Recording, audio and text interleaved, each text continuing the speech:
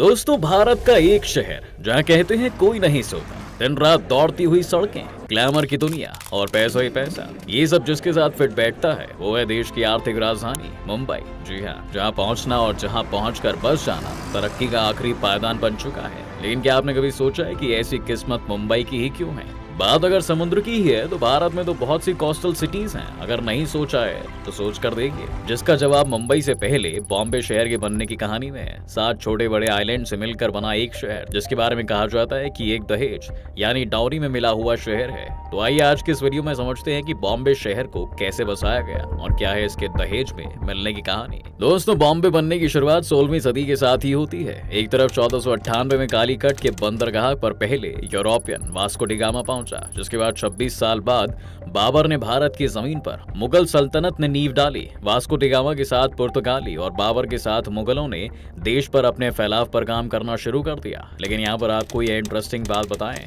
तो ऐसा कहा जाता है कि मुगलों को भारत के कोस्टल एरियाज में कोई इंटरेस्ट नहीं था। जी हाँ, क्योंकि वो मिडिल ईस्ट के उन इलाकों से आए थे जहां पानी का नामो निशान नहीं था। पुर्तगाली उसी समुद्र के रास्ते भारत आए थे और उन्हें समुद्री इलाकों की अहमियत पता थी, इसलिए उन्होंने मेनलैंड इंडिया से ज्यादा कोस्टल एरियाज पर फोकस किया। इन समुद्री इलाकों पर मुगलों की नजरअंदाजी का अंदाजा पुर्तगालियों को हो चुका था, इसलिए वो मुगलों के साथ अपने डिप्लोमेटिक रिलेशन बनाने में लगे हुए थे और चाहते थे मुगलों की बहुत बड़ी सेना उनके इलाके पर हमला ना करे, जिसके लिए पुर्तगालियों हुमायूं को तरह तरह के तोहफे भेजते रहे, जिसमें यूरोपियन पेंटिंग सबसे खास हुआ करती थी। वापस अगर फिलहाल बॉम्बे पर आए तो अब तक जो इतिहास हमने आपको बताया उसमें बॉम्बे बतौर शहर अपने वजूद में नहीं आया था। जी हाँ, लेकिन ऐसा कहा जाता है कि बाद में मुंबई जो शहर बना वहां पर पाषाण काल से ही इंसानों के रहने के प्रमाण पाए गए हैं। द्वीपों की शक्ल में बना ये शहर असल में नया नहीं है। इसकी सभ्यता इतनी पुरानी है दोस्तों कि आप सोच भी नहीं सकते। दूसरी सदी में भी इसके होने के प्रमाण मिलते हैं, जब मौर्य साम्राज्य में इस द्वीपों के समूह में हिंदुओं और बौद्ध मान्यताओं के लोगों को बसाया गया था। प्राचीन काल में 7 टापुओं के इस शहर में आदिवासी ही रहा करते थे। इसके बाद कोली और एक मराठी कोंकणी लोगों ने यहाँ ठिकाना बनाया। मौर्य साम्राज्य ने 3री शताब्दी ईसा पूर्व के दौरान इसे अपने कंट्रोल में लिया और इसे हिंदू बौद्ध संस्कृति और धर्म के केंद्र में बदल दिया। बाद में 2री शताब्दी ईसा पूर्व से लेकर 10वीं शताब्दी तक यह जगह कई राजवंशों के हाथ से होकर गुजरी। इसमें सातवाहन, अभिरस, वाकाटक, कोलचुरी, कोंकण, मौर्य, चालुक्य, राष्ट्रकूट, सिल्हार और चोल अहम रहे हैं।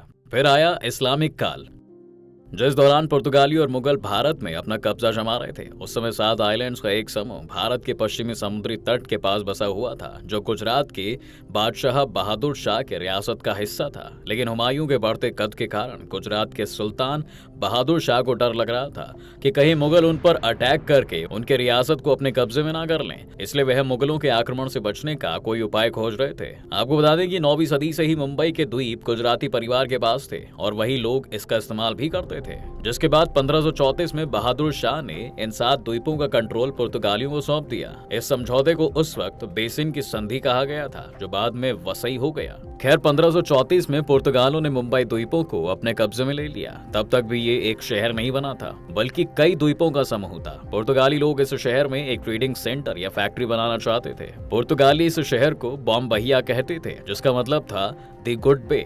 इस शब्द को तोड़ मोड़ कर अंग्रेजों ने कहना शुरू कर दिया बॉम्बे, और ऐसे मिला इन द्वीपों के समूह को अपना सबसे प्रचलित नाम बॉम्बे, जिसे हम दोस्तों आज बम्बई के नाम से जानते हैं, जो कि असल में पुर्तगालियों का दिया हुआ नाम था। खैर, पुर्तगालियों ने 7 द्वीपों के इस समूह पर करीब 90 सालों तक राज किया और 1626 तक यानी 100 सालों से कम समय में भी ये द्वीपों का समूह एक बड़ा शहर बन चुका था। यहाँ से कई चीजों का इंपोर्ट एक्सपोर्ट किया जाता था और ये एक ऐसा शहर बन गया था जहाँ बड़े महलों से लेकर आम आबादी के लिए पक्के घरों तक सब कुछ था। जहाज बनाने के लिए एक यार्ड भी बनाया गया था, गोदाम, किला, चर्च सब कुछ बन गए थे यहाँ पर। लेकिन यहाँ पर अभी फिलहाल समझने वाली बात यह है कि ब्रिटिशर्स भी 17वीं सदी में भारत में अपनी पैठ जमाने लगे थे और उनकी ईस्ट इंडिया कंपनी की निगाह में पुर्तगालियों का ये शहर भी था। और ऐसा कहा जाता है कि ईस्ट इंडिया कंपनी की दिलचस्पी बॉम्बे में कुछ ज्यादा ही थी। वह इस जगह का डेवलप करना चाहती थी। यहाँ गहरा सागर था जहाँ आसानी से जहाज आ सकते थे और प्राकृतिक बंदरगाह थे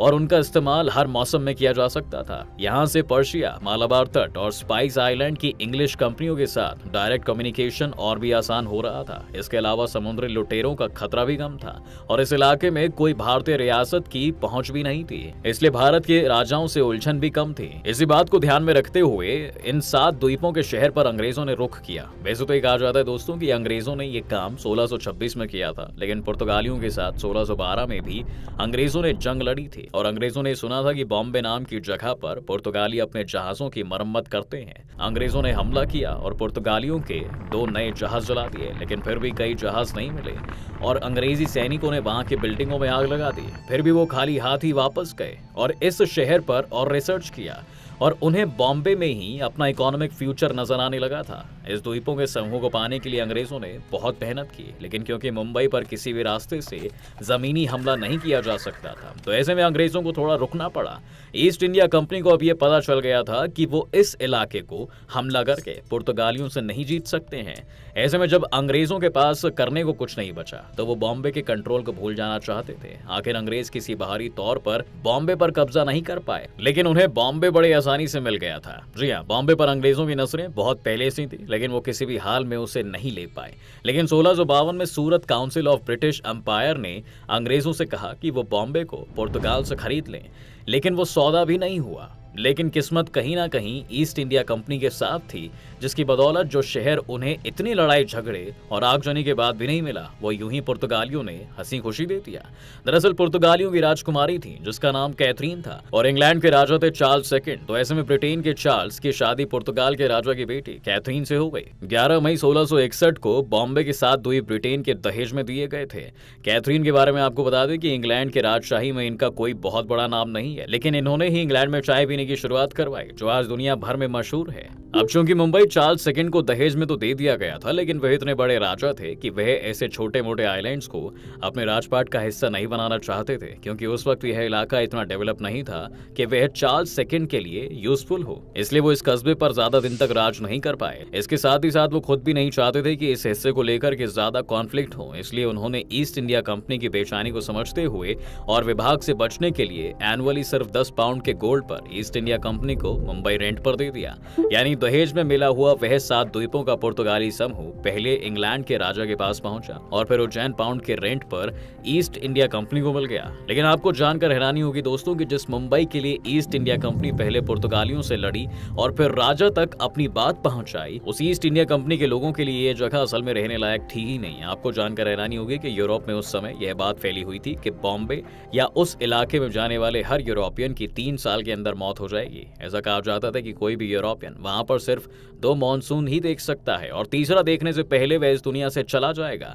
इसके अलावा यूरोपियन के लिए वह इलाका इसलिए भी अच्छा नहीं था क्योंकि वहां पर जो बच्चे पैदा होते थे उन 20 बच्चों में से सिर्फ एक ही बच पाता था, क्योंकि यूरोपियन लोगों की बॉडी मुंबई के वेदर को सह पाने के हिसाब से नहीं बनी थी। वहां की गर्मी, वहां की उमस वह लोग बर्दाश्त नहीं कर पाते थे, जिससे डिहाइड्रेशन से लेकर के तमाम तरह की बीमारियां उन्हें आए दिन पकड़ती थी और वह 1-2 साल में मर जाते थे। इसलिए ईस्ट इंडिया कंपनी के लोगों ने मुंबई को जब रेंट पर लिया तो उन्होंने वहां की लोकल औरतों से शादी करके बच्चे पैदा करना शुरू कर दिया, ताकि उनकी आने वाली जनरेशन जो इंडिया पर राज करने वाली हो उसे मुंबई का वेदर इतना नुकसान ना पहुंचाए। अब ये तो एक इंटरेस्टिंग इन्फॉर्मेशन हो गई दोस्तों, लेकिन अगर हिस्ट्री बताएं तो 1661 में दहेज में मिलने वाला बॉम्बे ईस्ट इंडिया कंपनी के पास रेंट पर चला गया था, जिसके बाद कंपनी को इस इलाके को डेवलप करने के लिए लेबर्स चाहिए थे।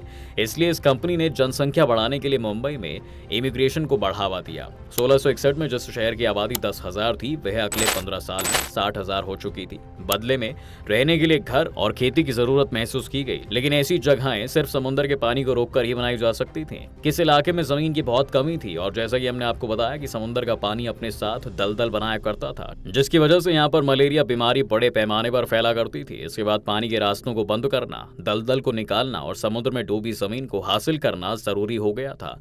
इसी जरूरत ने आकार दिया एक ऐसे शहर को जिसे आज हम मुंबई के रूप में जानते हैं। 1687 में कंपनी ने अपना हेडक्वार्टर सूरत से बॉम्बे शिफ्ट कर दिया। 1784 में बॉम्बे के सभी 7 द्वीपों को एक साथ जोड़ दिया गया। यह एक मेगा प्रोजेक्ट था, लेकिन यहाँ पर हेडक्वार्टर शिफ्ट करने के दौरान ही अंग्रेजों ने मुगलों से भी इस इलाके में कई कॉन्फ्लिक्ट हुए। अंग्रेजों ने मुगलों के कई जहाज 1688 में अपने कब्जे में लेकर बॉम्बे हार्बर में छुपा लिए थे। उसके बाद फरवरी 1689 में मुगलों ने बॉम्बे पर हमला कर दिया और तब जो लोग जो भी किले के बाहर रहते थे वो शरण मांगने किले तक पहुंचे। उस समय अब कंपनी को खासा नुकसान हुआ।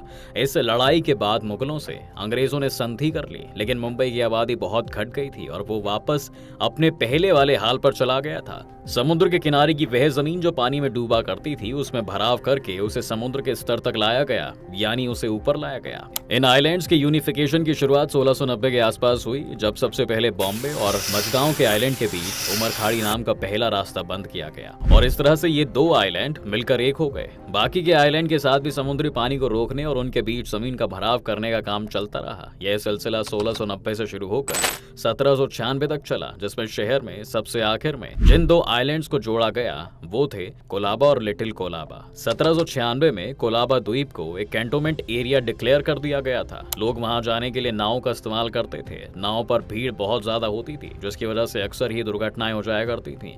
जिसके बाद बॉम्बे काउंसिल ने एक पुल बनाने का सुझाव दिया, जिसका निर्माण 1838 में पूरा किया गया था और दोनों द्वीपों को कोलाबा कॉजवे द्वारा बॉम्बे से जोड़ा गया था। इस तरह से बॉम्बे, कोलाबा, ओल्ड विमेन द्वीप यानी लिटिल कोलाबा, माहिम, मझगांव, परेल और वर्ली नाम के ये सातों द्वीप एक हुए और इससे एक शहर बसाया गया, जिसका नाम इन्हीं आइलैंड में से एक बॉम्बे के नाम पर रखा गया, जिसे बॉम्बे शहर और फिर महाराष्ट्र और गुजरात के कंबाइंड प्रेसिडेंसी को बॉम्बे प्रेसिडेंसी भी कहा गया। 1838 में एक साथ आने के बाद धीरे धीरे मुंबई ने फिर अपनी रफ्तार पकड़ी और एक बार फिर वहां से व्यापार शुरू हुआ। इसके अलावा 1853 में मुंबई में रेलवे लाइन आई और शहर के दलदल जो द्वीपों को अलग किया करते थे उन्हें भर दिया गया और मुंबई को एक बड़ा द्वीप बना दिया गया। जो रेलवे लाइन आई थी वो मुंबई से थाने तक के लिए ही थी। कंट्रोल बनाए रखने के लिए मुंबई में कई सरकारी बिल्डिंग बनाई गई जो अभी भी साउथ बॉम्बे में हैं।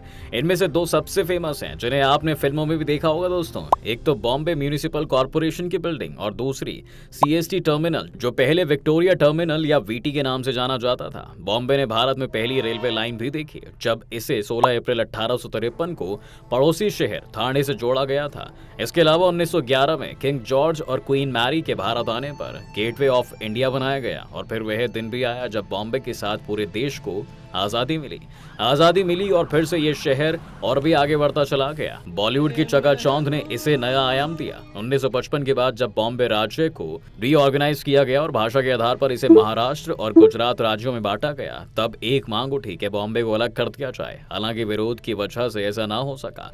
1 मई 1960 को महाराष्ट्र राज्य बना, जिसकी राजधानी बम्बई को बनाया गया। एक तरह से देखें तो ये शहर अपनी रफ्तार से बढ़ता चला गया। 1864 तक यहाँ 8,16,562 लोग रहते थे और 1991 तक यानी 130 सालों में ये संख्या 1 करोड़ तक पहुंच गई। 1955 तक इसे बम्बई के नाम से ही जाना जाता रहा। फिर 1955 के बाद इस शहर का नाम बम्बई से बदलकर मुंबई रख दिया गया, जो कि वहां की मुंबा देवी के नाम पर रखा था, जो इस इलाकों में रहने वाले मछुआरों की देवी थी। यह मछुआरे मुंबई की शुरुआत समय से ही वहां पर रहा करते थे, इसलिए मुंबा देवी के नाम पर यह शहर बॉम्बे से मुंबई हो गया। तो दोस्तों, यह थी इंडिया के financial capital Mumbai previously non इस बॉम्बे सिटी के बनने की कहानी। आपको यह कहानी कैसी लगी हमें कमेंट करके जरूर बताएं। साथ ही इस वीडियो को लाइक और शेयर करना ना भूलें और हमारे चैनल को सब्सक्राइब भी जरूर कर दें।